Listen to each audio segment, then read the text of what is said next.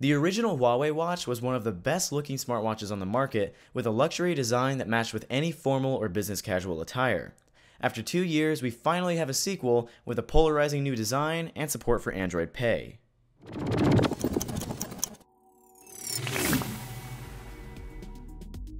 To say people have been mixed on the Huawei Watch 2's new sporty design would be a definite understatement.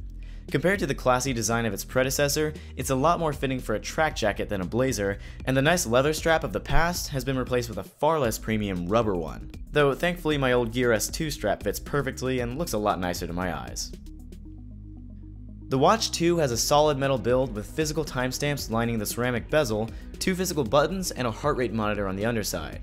It's almost 13mm thick, though that chunky body houses a lot of components inside. There's support for Wi-Fi, NFC, GPS, Bluetooth, and in some models 4G LTE. The watch is also water resistant, and the NFC support means that it's capable of using Android Pay for mobile payments as well. Despite the Watch 2's larger physical dimensions, its 1.2-inch AMOLED display is actually smaller than the display on the original model, but it's bright and vibrant with great viewing angles, and it's easily visible in direct sunlight.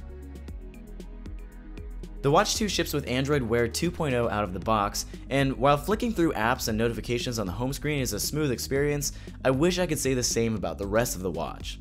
There's a noticeable delay while opening most apps. Most of the time it's not a big deal, but it can be frustrating if you're trying to make a quick Android Pay purchase.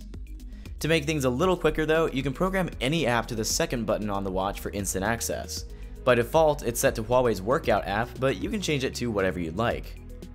There are quite a few custom watch faces here as well, and you can customize most of them to change dial colors, app shortcuts, and more, but honestly, a lot of the watch faces would have been better suited to the original Huawei watch's design. Now, if there's any reason to get the Watch 2, it's the battery life, which is great, at least by Android Wear standards. I've been able to get 2 days of moderate usage out of a single charge on my non-cellular model, and when it comes time to top up, the included charging dock, while bulky and cheaply constructed, has a much stronger magnetic connection than some other watches I've tested.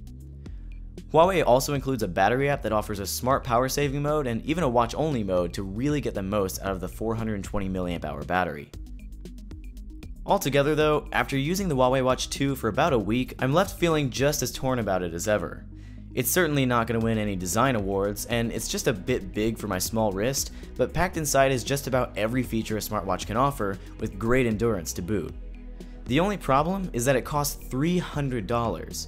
For $50 less, you can pick up an LG Watch Sport, which is faster, arguably better looking, and features a rotating crown. With that in mind, I'd probably skip the Huawei Watch 2, or at least wait for it to go on sale.